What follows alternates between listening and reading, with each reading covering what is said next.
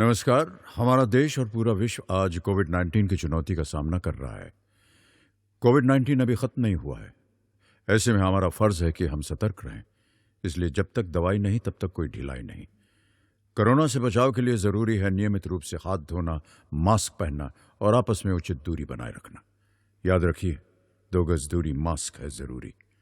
खांसी, बुखार या सांस लेने में कठिनाई होने पर हेल्पलाइन नंबर 1075 पर संपर्क करें।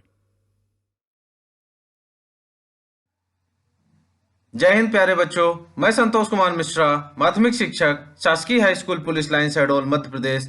आज की कक्षा में आप सभी का स्वागत करता हूं। आज हम लोग बात करेंगे कक्षा 9 विषय विज्ञान अध्याय 6 ऊतक के कुछ महत्वपूर्ण प्रश्नोत्तरों के बारे में। ये ऐसे प्रश्नोत्तर हैं जो परीक्षा की दृष्टि से अत्यंत महत्वपूर्ण हैं। ये प्रश्नोत्तर आपकी पाठ्य पुस्तक से लिए गए हैं। हम इनका रिवीजन करेंगे। रिवीजन करते समय आप लोग इस बात का ध्यान रखेंगे कि ये जो प्रश्न उत्तर हैं ये अपनी कॉपी में नोट जरूर करें। नोट करना इसलिए जरूरी है ताकि परीक्षा के समय में आप इनका रिवीजन बहुत अच्छे से कर पाएं और साथ ही साथ लिखने से याद भी होता है। ये भी ध्यान रखिएगा कि जितना लिखेंगे उतनी ही अच्छे से आपकी प्रैक्टिस होगी। परीक्षा के समय में आप उतने ही अच्छे से लिख पाएंगे। चलिए शुरू करते हैं आज की कक्षा। सबसे पहला प्रश्न, पौधों में सरल ऊतक जटिल ऊतक से किस प्रकार भिन्न है? अर्थात सरल ऊतक और जटिल ऊतक के बारे में हमको बताना है। तो सबसे पहले देखें सरल ऊतक क्या है। तो सरल ऊतक एक ही प्रकार की कोशिकाओं से बने होते हैं। सरल ऊतक एक ही प्रकार की कोशिकाओं से बने होते हैं। ये 3 प्रकार के होते हैं। इसके पहले के वीडियो में भाग 1 में हम लोग पढ़ चुके हैं पैरेन्काइमा, कॉलेन्काइमा और स्क्लेरेन्काइमा के बारे में। तो ये किसके प्रकार हैं? सरल ऊतक के प्रकार हैं। ये 3 प्रकार के हैं सरल ऊतक, पैरेन्काइमा, कॉलेन्काइमा और स्क्लेरेन्काइमा। तो ये तीनों नाम याद रखिएगा। इनका तीसरा विशिष्ट लक्षण, यह आधारी पैकिंग ऊतक का निर्माण करता है, बेसिक पैकिंग टिश्यू का निर्माण करता है। पौधों के विभिन्न भागों में लचीलेपन का गुण लाता है और पौधे को कठोर एवं मजबूत बनाता है। किसका काम है ये? सरल ऊतक का काम है। क्या करता है यह? आधारी पैकिंग ऊतक का निर्माण करता है, पौधे के विभिन्न भागों में लचीलेपन का गुण लाता है और पौधे को कठोर एवं मजबूत बनाता है। तो ये सरल ऊतक के गुण हो गए। अब देखें हम जटिल ऊतक। तो जटिल ऊतक के बारे में लिखते समय आप लोग इसका ये उदाहरण याद रखिएगा कि जटिल ऊतक के प्रकार कौन से हैं। तो जटिल ऊतक के जो प्रकार हैं वो जाइलम और फ्लोएम है। जाइलम जल का संवहन करता है, जल एवं खनिज लवण का संवहन करता है, और फ्लोएम भोज्य पदार्थ का संवहन करता है। तो ये जटिल ऊतक हैं। अब जटिल ऊतक के 2 प्रकार हैं, फ्लोएम एवं जाइलम। अब देखें इनकी विशेषता। जटिल ऊतक एक से अधिक प्रकार की कोशिकाओं से मिलकर बने होते हैं। सरल ऊतक एक ही प्रकार की कोशिका से और जटिल ऊतक एक से अधिक प्रकार की कोशिकाओं से मिलकर बने होते हैं। ये 2 प्रकार के हैं, जाइलम और फ्लोएम है। और इनका काम क्या है? तो जाइलम और फ्लोएम जो है वो संवहन ऊतक कहलाते हैं। क्या कहलाते हैं? जाइलम एवं फ्लोएम संवहन ऊतक कहलाते हैं। ये जल एवं खनिज लवण और भोज्य पदार्थों का संवहन करते हैं। तो ये इनका कार्य हो गया। ये है सरल ऊतक और जटिल ऊतक। सबसे पहले आप अपने दिमाग में रखेंगे सरल ऊतक कौन सा है? Parenchyma, collenchyma, sclerenchyma. जटिल ऊतक कौन सा है? जाइलम और फ्लोएम। तो जाइलम और फ्लोएम के बारे में भी हम लोग पढ़ चुके हैं कि इनमें कितने प्रकार की कोशिकाएं होती हैं और इनका कार्य क्या है। आगे देखें, कोशिका भित्ति के आधार पर पैरेन्काइमा, कॉलेन्काइमा और स्क्लेरेन्काइमा के बीच भेद स्पष्ट करें। तीनों के बीच में कोशिका भित्ति के आधार पर हमको बताना है अंतर। तो सबसे पहले देखते हैं पैरेन्काइमा। इसकी कोशिका भित्ति पतली होती है। कैसी होती है? इसकी कोशिका भित्ति पतली होती है और यह चिकनी होती है। जो कोशिका भित्ति है यह पतली होती है और दूसरी बात ये चिकनी होती है। और तीसरी बात यह सेल्यूलोज की बनी होती है। किसकी बनी नहीं होती है? सेल्यूलोज। मतलब कोशिका भित्ति पतली, चिकनी, सेल्यूलोज। ये 3 शब्द याद रखिएगा पैरेन्काइमा के लिए, पतली, चिकनी, सेल्यूलोज। ये 3 शब्द यदि आपको याद हो गए तो आप इसका उत्तर अपने से बना सकते हैं। कोशिका भित्ति पतली होती है, यह चिकनी होती है और यह सेलुलोज की बनी होती है। आगे देखें कॉलेनकाइमा। तो कॉलेनकाइमा में कोशिका भित्ति अनियमित होती है, इरेगुलर होती है, इसकी मोटाई असमान होती है। कॉलेनकाइमा की मोटाई, इसकी जो कोशिका भित्ति है उसकी मोटाई असमान होती है और इसमें मोटाई पेक्टोसेलुलोज के कारण होती है। शब्द याद रखेंगे, यहाँ सेलुलोज है, ये क्या है, पेक्टोसेलुलोज के कारण इसकी मोटाई होती है। तो ये कॉलेनकाइमा की विशेषता हो गई, कॉलेनकाइमा के कोशिका भित्ति की विशेषता हो गई। कोशिका भित्ति अनियमित होती है, मोटाई असमान होती है और मोटाई पेक्टोसेलुलोज के कारण होती है। अब देखें स्क्लेरेनकाइमा। तो स्क्लेरेनकाइमा की कोशिका भित्ति मोटी होती है, मोटी होने के साथ साथ समान मोटाई वाली होती है और इसमें लिग्निन के जमाव के कारण इसकी कोशिका भित्ति मोटी होती है। किसके कारण? लिग्निन। तो यहां ध्यान रखेंगे सेलुलोज, पेक्टोसेलुलोज और लिग्निन। पैरेनकाइमा में क्या? सेलुलोज, कॉलेनकाइमा पेक्टोसेलुलोज और स्क्लेरेनकाइमा लिग्निन, इनका जमाव होता है यहाँ। तो ये कोशिका भित्ति के आधार पर हम इस तरीके से बता सकते हैं और ये चित्र बना सकते हैं। अब देखें रंध्र के क्या कार्य हैं।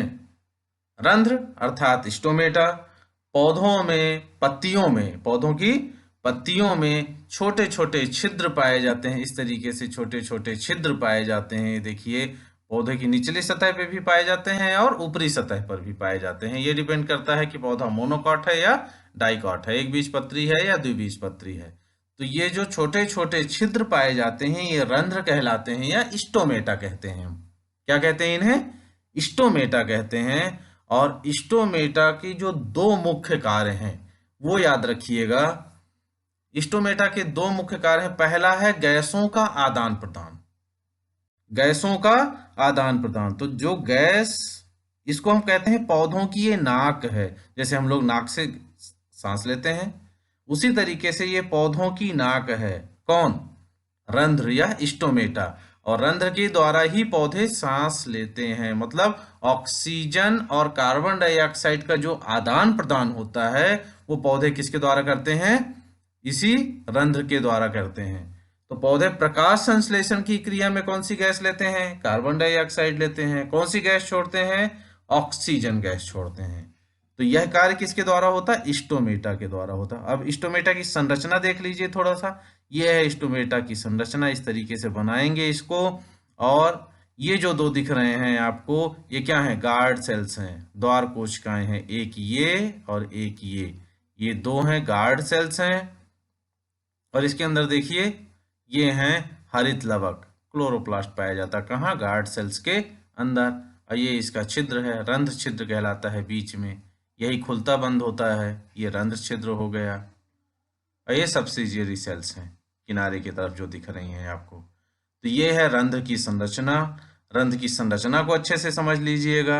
रंध्र कहाँ पाया जाता है ये समझ लीजिए। रंध्र पाया जाता है पत्तियों के निचली सतह पर और ऊपरी सतह पर भी पाया जाता है, मुख्य रूप से निचली सतह पर। अब ये जो रंध्र है, रंध्र का काम पहला मैंने आपको बता दिया क्या करता है? गैसों का आदान प्रदान करता है। रंध्रों के द्वारा ही कार्बन डाइऑक्साइड गैस अंदर जाती है और ऑक्सीजन गैस बाहर निकलती है। तो गैसों का आदान प्रदान। दूसरा, रंध्रों के द्वारा ही पौधों से वाष्प के रूप में जल की हानि होती है। जो जल निकलता है वाष्प के रूप में वो किससे? रंध्र के द्वारा ही निकलता है। हमने देखा होगा इसके पहले वाले वीडियो में, भाग 1 में हमने पढ़ा है इसके बारे में। तो यहां से जो पौधों की पत्तियों से जल की हानि होती है वो किसके द्वारा होती है? वो रंध्र के द्वारा ही। मतलब रंध्र के द्वारा ही वाष्प के रूप में पानी निकलता है। तो वाष्पोत्सर्जन के द्वारा पौधों में जल का नियमन करता है। किसके द्वारा? वाष्पोत्सर्जन के द्वारा पौधों में जल का यह नियमन करता है। कौन करता है जल का नियमन? स्टोमेटा करता है। तो स्टोमेटा छोटे छोटे ये इस तरीके की संरचना होती है। इसको आप प्रैक्टिकली भी देख सकते हैं माइक्रोस्कोप में। तो यह है रंध्र के दो मुख्य कार्य। पहला गैसों का आदान प्रदान, दूसरा बाष्पोत्सर्जन के द्वारा पौधों में जल का नियमन करना। अगला प्रश्न, तीनों प्रकार के पेशीय ऊतकों के चित्र बनाकर अंतर स्पष्ट कीजिए। तीन प्रकार के पेशीय ऊतक होते हैं। पहला रेखित पेशी, दूसरा अरेखित पेशी। इसे क्या कहेंगे हम? जो चिकनी पेशी है इसको हम क्या कहते हैं? अरेखित पेशी भी कहते हैं। और है हृदयक पेशी। कौन सी पेशी? हृदयक पेशी या कार्डियक मसल। रेखित, अरेखित और हृदयक। रेखित, अरेखित, हृदयक, ये तीन पेशियां पाई जाती हैं। अब तीनों के बारे में हम देखें तो यदि इनकी विशेषता लिखने के लिए, इनके गुण लिखने के लिए आते हैं तो आप इस तरीके से लिख देंगे। मान लीजिए रेखित पेशी का आया तो 1 2 3 ये 4 पॉइंट और एक चित्र, ये बना देंगे। अंतर किसी में भी आ जाए, रेखित अरेखित के बीच में आ जाए तो इन दोनों को लिख दीजिएगा। हृदयक पेशी की विशेषता आ जाए तो ये लिख दीजिएगा। इस तरीके से यदि आप इस पूरे टॉपिक को कंप्लीट कर लेते हैं तो आपको कहीं भी परेशानी नहीं होगी, चाहे प्रश्न किसी भी तरीके से परीक्षा में आ जाए। तो सबसे पहले देखते हैं रेखित पेशी क्या है। तो रेखित पेशी जो होती हैं यह ऐच्छिक पेशी होती हैं। कैसी पेशियां होती हैं? रेखित पेशी ऐच्छिक पेशी होती है। ध्यान रखिएगा, रेखित पेशियां ऐच्छिक पेशियां होती हैं। ये प्रायः अस्थियों से जुड़ी होती हैं। किससे जुड़ी होती हैं? रेखित पेशियां अस्थियों से जुड़ी होती हैं। तो इसका पहला पॉइंट हो गया, यह ऐच्छिक पेशी होती हैं। दूसरा, अस्थियों से जुड़ी होती हैं। तीसरा देखें, इसमें गहरे तथा हल्के रंग की पट्टियां होती हैं। गहरे और हल्के रंग की पट्टियां होती हैं। पट्टियां आपको दिख रही होंगी, ये पट्टी, ये पट्टी। तो इनमें गहरे और हल्के रंग की पट्टियां होती हैं, इसलिए इन्हें रेखित पेशी कहा जाता है। ये क्या है? ये धारियां हैं, ये रेखित। ये देखिए 1 2, ये आपको जितनी पट्टियां बीच में दिख रही होंगी ये सब क्या है? ये धारियां हैं और इसीलिए इनको हम रेखित पेशी कहते हैं। अब यह लंबी बेलनाकार शाखा रहित होती है। लंबी होती है, बेलनाकार आपको दिख रही होगी, ये बेलनाकार है। बेलनाकार होने के साथ शाखा रहित होती है। इनमें शाखाएं नहीं होती हैं। आपको शाखा, ब्रांचेस कहीं भी इसमें नहीं दिख रही होगी। और बहुकेंद्रकीय होती हैं। कैसे? बहुकेंद्रकीय। अब इसी में देखिए, बहुकेंद्रकीय होती हैं। ये एक केंद्र की नहीं होती हैं, बहुकेंद्रकीय होती हैं। तो बेलनाकार, शाखा रहित और बहुकेंद्रकीय या बहुनाभिकीय होती हैं। ये बहुकेंद्रकीय हैं। ये हो गया किसका? रेखित पेशी के बारे में। अब रेखित पेशी के बाद देखें हम अरेखित पेशी के बारे में या चिकनी पेशी के बारे में। अरेखित पेशी ये अनैच्छिक पेशी होती हैं। कैसी होती हैं? अनैच्छिक पेशियां होती हैं यह आंख की पलकों, मूत्रवाहिनी और फेफड़ों की श्वसनी में होती हैं। कहाँ पाई जाती हैं? आंखों की पलकों में, मूत्रवाहिनी में और फेफड़ों की श्वसनी में यह होती हैं। तीसरा, इसमें गहरे और हल्के रंग की पट्टियां नहीं होती हैं। जिस तरीके से यहाँ ये पट्टियां दिखी थी, इस तरीके से पट्टियां इनमें नहीं पाई जाती हैं। पट्टियां आपको नहीं दिख रही होंगी इसमें। तो इस तरीके की पट्टियां नहीं होती हैं, इसलिए इन्हें हम क्या कहते हैं? अरेखित पेशी कहते हैं। ये अरेखित पेशियां हैं, पट्टियां नहीं पाई जाती हैं। और यह लंबी, एक केंद्र की और एक सिरे से नुकीली होती हैं। ये देखिएगा, ये नुकीली है। तो ये लंबी है, एक केंद्र की है। देखिएगा, एक ही केंद्रक है, इसमें भी एक केंद्रक है, यहाँ भी एक केंद्रक, यहाँ भी एक केंद्रक, ये भी एक केंद्रक। तो लंबी होती हैं, एक केंद्र की होती हैं और एक सिरे से नुकीली होती हैं। कहाँ? एक सिरे से नुकीली होती हैं या स्पेंडल शेप्ड में होती हैं। तो इसकी विशेषता होगी किसकी? अरेखित पेशी की। अब देखते हैं तीसरे नंबर पे हृदयक पेशी या कार्डियक मसल। यह कहाँ पाई जाती है? हृदय में पाई जाती है। नाम ही हृदयक पेशी, अर्थात हृदय में पाई जाती है। यह भी अनैच्छिक पेशी होती है। किस तरीके की पेशी है ये? अनैच्छिक पेशी होती है, हृदय में पाई जाती है। इसमें गहरे और हल्के रंग की पट्टियां नहीं होती हैं। यह बेलनाकार शाखाओं वाली और एक केंद्र की होती हैं। कैसी होती हैं? यह बेलनाकार होती हैं और शाखाओं वाली होती है। ये देखिए शाखा निकली है यहाँ, ये देखिए यहाँ शाखा निकली है। तो यह बेलनाकार होती हैं, शाखाओं वाली होती हैं और एक केंद्र की होती हैं। ध्यान रखेंगे, एक केंद्र की होती हैं। मतलब अरेखित और हृदयक पेशी एक केंद्र की होती हैं, रेखित पेशी को देखिए ये बहुकेंद्र की होती हैं। तो इन सब में अंतर देख लेंगे, अच्छे से याद कर लेंगे और समझ लेंगे, इनके चित्रों को भी बना लेंगे। अब देखें, हृदयक पेशी का विशेष कार्य क्या है। नाम ही है इसका, हृदयक पेशी। हृदय में पाई जाने वाली ये जो पेशियां होती हैं, यह कभी नहीं थकती हैं। इनकी सबसे बड़ी विशेषता, ये कभी नहीं थकती हैं और हमेशा जीवन पर्यंत बिना थके लयबद्ध गति से कार्य करती रहती हैं। क्या विशेषता इनका? लयबद्ध गति से जीवन पर्यंत बिना थके कार्य करती हैं हृदयक पेशी। हृदयक पेशी की विशेषताओं के बारे में अभी हम पढ़ चुके हैं। ये देखिए, शाखित होती हैं, एक केंद्र की होती हैं, इनकी विशेषता है। निम्नलिखित के नाम लिखिए। अब देखिए, ऊतक के मुंह के भीतरी स्तर का निर्माण करता है। तो कौन सा ऊतक मुंह के भीतरी अस्तर का, लेयर का निर्माण करता है? तो इसका उत्तर है एपिथीलियमी ऊतक। ध्यान रखेंगे, एपिथीलियमी ऊतक मुंह के भीतरी स्तर का निर्माण करता है। अगला प्रश्न, ऊतक जो मनुष्य में पेशियों को अस्थि से जोड़ता है, वह ऊतक जो मनुष्य में पेशियों को अस्थि से जोड़ता है, क्या है उसका उत्तर? कंडरा या टेंडन कहलाता है। दो होते हैं, टेंडन और लिगामेंट। तो पेशियों को अस्थि से जोड़ता है, मसल को बोन से कौन जोड़ता है? कंडरा या टेंडन जोड़ता है। वह ऊतक जो पौधों में भोजन का संवहन करता है। तो पौधों में मुख्य रूप से जो संवहन ऊतक होते हैं वो दो होते हैं, एक जाइलम होता है, दूसरा फ्लोएम होता है। तो जाइलम क्या करता है? जल का संवहन करता है। फ्लोएम भोज्य पदार्थों का संवहन करता है। थोड़ा सा याद रखने के लिए एक ट्रिक बता रहा हूं।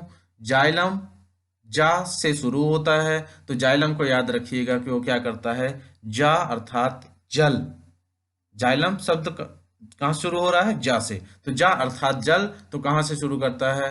क्या करता है वो जल का संवहन करता है। जिस शब्द से शुरुआत हो रही है उसी का संवहन कर रहा है, अर्थात जा से जल का संवहन करता है। और जल के साथ खनिज लवण होते हैं, तो जल एवं खनिज लवण का संवहन जाइलम करता है और भोज्य पदार्थों का संवहन कौन करता है? फ्लोएम करता है। वह ऊतक जो हमारे शरीर में वसा का संचय करता है, फैट का संचय करता है, तो ये इसका नाम है वसामय ऊतक या एडिपोज टिश्यू। वसामय ऊतक या एडिपोज टिश्यू ये क्या करता है? वसा का संचय करता है हमारे शरीर में। तरल अधात्री सहित संयोजी ऊतक क्या है? तो ये संयोजी ऊतक है रक्त। रक्त क्या होता है? रक्त तरल संयोजी ऊतक है। अधात्री सहित यह तरल संयोजी ऊतक है। रक्त को ध्यान रखिएगा, क्या है? रक्त तरल संयोजी ऊतक कहलाता है। मस्तिष्क में स्थित ऊतक, तो मस्तिष्क में स्थित ऊतक क्या है? तंत्रिका ऊतक या न्यूरॉन कहलाता है। क्या है? तंत्रिका ऊतक या न्यूरॉन। कहाँ पाया जाता है? मस्तिष्क में पाया जाता है। अब देखें, हमारी त्वचा में क्या है? कौन सा ऊतक है? उस ऊतक की पहचान कीजिए। तो त्वचा में पाए जाने वाले ऊतक को हम कहते हैं एपिथीलियमी ऊतक। क्या कहते हैं? एपिथीलियमी ऊतक कहते हैं। पौधे की छाल में कौन सा ऊतक है? तो पौधे के छाल में स्क्लेरेन्काइमा सरल स्थायी ऊतक है। क्या है? पौधे की छाल में स्क्लेरेन्काइमा सरल स्थायी ऊतक है। अस्थि क्या है? अस्थि संयोजी ऊतक है। ध्यान रखिएगा, अस्थि क्या है? संयोजी ऊतक है। अब देखें, वृक्कीय नलिका का स्तर। प्रश्न वही है, निम्नलिखित में ऊतक की पहचान करें। उसके आगे देख रहे हैं हम, वृक्कीय नलिका का स्तर किससे बना होता है? तो यह एपिथीलियमी ऊतक से बना होता है। किससे? एपिथीलियमी ऊतक से बना होता है। संवहन मंडल के बारे में बताएं। संवहन मंडल या संवहन वैस्कुलर बंडल। तो वैस्कुलर बंडल क्या होता है? जो पौधों में पाया जाता है, जो संवहन का काम करता है, जल एवं खनिज लवण एवं भोज्य पदार्थों का संवहन करता है। तो ये क्या है? यह है जटिल स्थायी ऊतक। क्या कहलाता है ये? जटिल स्थायी ऊतक कहलाता है और इसके दो मुख्य प्रकार हैं, जाइलम और फ्लोएम। जाइलम क्या करता है? जल एवं खनिज लवणों का संवहन करता है। कहाँ से? जड़ से पूरे पौधे के पूरे भाग तक करता है। और फ्लोएम क्या करता है? भोज्य पदार्थों का संवहन करता है। फ्लोएम भोज्य पदार्थ कहाँ से लेता है? हम जानते हैं कि पत्तियों को पौधे का रसोई घर कहा जाता है। पत्तियों में भोज्य पदार्थों का निर्माण होता है। जो भोज्य पदार्थ का निर्माण हुआ यह पौधे के हर एक भाग तक कौन पहुंचाता है? फ्लोएम के द्वारा पहुंचाया जाता है, संवहन किया जाता है। तो ये दो संवहन मंडल हैं, जाइलम और फ्लोएम। पैरेन्काइमा ऊतक किस क्षेत्र में पाया जाता है? तो पैरेन्काइमा ऊतक किस क्षेत्र में पाया जाता है? तो जड़ तथा तना व पत्तियों में पाया जाता है। पैरेन्काइमा ऊतक कहाँ कहाँ पाया जाता है? जड़ में, तना में और पत्तियों में पाया जाता है पैरेन्काइमा ऊतक। देखते हैं पौधों में एपिडर्मिस की क्या भूमिका है। तो पौधों में एपिडर्मिस की क्या भूमिका है ये देख लेते हैं। तो एपिडर्मिस है क्या? तो कोशिकाओं की सबसे बाहरी परत क्या कहलाती है? एपिडर्मिस कहलाती है। कोशिकाओं की सबसे बाहरी परत क्या कहलाती है? एपिडर्मिस कहलाती है। ये देखिए, यदि रूट की बात करें तो ये जो बाहरी परत है ये क्या कहलाती है? एपिडर्मिस कहलाती है। ये वाली सबसे बाहरी परत जो होती है ये एपिडर्मिस कहलाती है। और एपिडर्मिस में ही ये सब चीजें पाई जाती हैं। स्टोमेटा जो है कहाँ है? एपिडर्मिस में। ये तो सबसे पहली बात, एपिडर्मिस की भूमिका क्या है? तो यह सुरक्षा का कार्य करती है। एपिडर्मिस क्या करते हैं? यह सुरक्षा का कार्य करती है। इसके साथ साथ यह गैसीय विनिमय का भी कार्य करती है। गैसीय विनिमय मतलब ऑक्सीजन और कार्बन डाइऑक्साइड का आदान प्रदान भी कैसे होता है? किसके द्वारा होता है? एपिडर्मिस के द्वारा ही होता है। ये देखिए, एपिडर्मिस में क्या पाए जाते हैं? स्टोमेटा पाए जाते हैं। और स्टोमेटा के द्वारा ही कार्बन डाइऑक्साइड गैस अंदर ले जाती है, ऑक्सीजन गैस बाहर निकाली जाती है, और वाष्पोत्सर्जन के द्वारा जो जल है वाष्प के रूप में ये भी बाहर निकाला जाता है। किसके द्वारा? इसी स्टोमेटा के द्वारा। और स्टोमेटा कहाँ है? एपिडर्मिस वाले भाग में ही पाया जाता है। तो ये एपिडर्मिस की विशेषता है। एपिडर्मिस का कार्य सुरक्षा करता है यह। दूसरा, गैसीय विनिमय, कार्बन डाइऑक्साइड का, ऑक्सीजन का, ये गैसीय विनिमय एपिडर्मिस के द्वारा होता है। वाष्पोत्सर्जन का नियंत्रण होता है। वाष्पोत्सर्जन का नियंत्रण किसके द्वारा होता है? वो भी एपिडर्मिस के द्वारा ही होता है। और जड़ों के पानी सोखने की क्षमता में वृद्धि भी किसके द्वारा होती है? एपिडर्मिस के द्वारा ही होती है। यहाँ देखिए रूट हेयर्स पाए जाते हैं। ये कहाँ? एपिडर्मिस वाले भाग पे ही ये रूट हेयर्स पाए जाते हैं। और ये क्या करते हैं? जड़ों के पानी सोखने की क्षमता में वृद्धि करते हैं। तो इस तरह से पौधों में एपिडर्मिस की मुख्य भूमिका है। एपिडर्मिस सबसे बाहरी परत होती है। सुरक्षा, गैसीय विनिमय, वाष्पोत्सर्जन का नियंत्रण और जड़ के पानी सोखने की क्षमता में वृद्धि, ये इनके मुख्य कार्य हैं। छाल या कॉर्क किस प्रकार सुरक्षा ऊतक के रूप में कार्य करता है? छाल हम लोग जानते हैं, पौधों की जो छाल होती है, सबसे बाहरी परत जो होती है जिसे हम कॉर्क कहते हैं, वह सुरक्षा ऊतक के रूप में कार्य करता है। कैसे? तो सबसे पहले तो कॉर्क देख लें। मान लीजिए किसी लकड़ी को हम काटते हैं तो ये देखिएगा आप, ये जो सबसे बाहरी परत है ये कॉर्क कहलाता है, यह छाल कहलाता है। ये जो है, ये देखिएगा, ये जो सबसे बाहरी परत है ये क्या है? ये कॉर्क है। इस चीज का ध्यान रखेंगे। ये क्या है? यह कॉर्क है। ठीक है। उसके बाद फिर ये दूसरा भाग है, लिविंग फ्लोएम वाला भाग है, फ्लोएम का भाग है। अब इनका कार्य क्या है? ये जो छाल वाला भाग है इसका कार्य क्या है? तो कॉर्क जो है एक सुरक्षा कवच की तरह कार्य करता है। किसकी तरह? सुरक्षा कवच की तरह कार्य करता है। देखते होंगे हम लोग पौधों के बाहर जो ये छाल होती है, जब इसी में किसी तरह से चोट पहुंचाई जाती है तो देखते होंगे इससे कुछ लेटेक्स निकलता है, दूध जैसा पदार्थ निकलता है। तो ये सब कहाँ है? उपस्थित रहता है, कॉर्क में है। तो देखें अब उत्तर इसका कि कॉर्क एक सुरक्षा कवच की तरह कार्य करती है। इनकी भित्ति पर सुबेरिन नामक पदार्थ होता है। क्या होता है? मेन ध्यान, एक शब्द याद कर लीजिएगा, सुबेरिन नामक पदार्थ होता है जो इन छालों को हवा एवं पानी के लिए अभेद्य बनाता है। मतलब हवा और पानी इनके अंदर नहीं जा सकता है। किसकी वजह से? क्योंकि इनमें सुबेरिन पाया जाता है। इसलिए कॉर्क पादप को ताप से, यांत्रिक आघातों से, सूक्ष्म जीवों के प्रवेश से रक्षा करती है और सुरक्षा आवरण बनाती है। मतलब कुल सुरक्षा का कार्य जो कौन करता है, वो कौन करता है? कॉर्क के द्वारा किया जाता है। और क्यों? क्योंकि इसमें सुबेरिन पाया जाता है, जो कि जिसकी वजह से इसके अंदर हवा पानी नहीं जा सकता, और यह इसके क्या करता है? ताप से, यांत्रिक आघातों से और सूक्ष्म जीवों के प्रवेश से इसकी रक्षा करता है। आगे निम्न दी गई तालिका को पूर्ण करें। तो इस तालिका को पूर्ण करना है। आप जानते हैं स्थायी ऊतक के दो प्रकार हैं, सरल और जटिल। इसके बारे में हम लोग पहले बात कर चुके हैं। तो सरल जो ऊतक हैं इसके 3 प्रकार हैं और जटिल ऊतक के 2 प्रकार हैं। एक यहाँ लिखा हुआ है, कॉलेनकाइमा लिखा है। अब आप 2 बताइए कौन कौन से हैं। तो आपको पता है, यहाँ होगा पैरेनकाइमा, ये कॉलेनकाइमा हो गया, यहाँ होगा स्क्लेरेनकाइमा। तो यहाँ आपको लिख देना है पैरेनकाइमा, यहाँ लिख देना है आपको स्क्लेरेनकाइमा। और जटिल ऊतक के 2 प्रकार, जाइलम और फ्लोएम। तो जाइलम यहाँ लिखा हुआ है, यहाँ आपको क्या लिख देना है? फ्लोएम लिख देना है। देखिए उत्तर, स्थायी ऊतक, सरल, जटिल। यहाँ ये लिख दिया गया क्या? पैरेनकाइमा।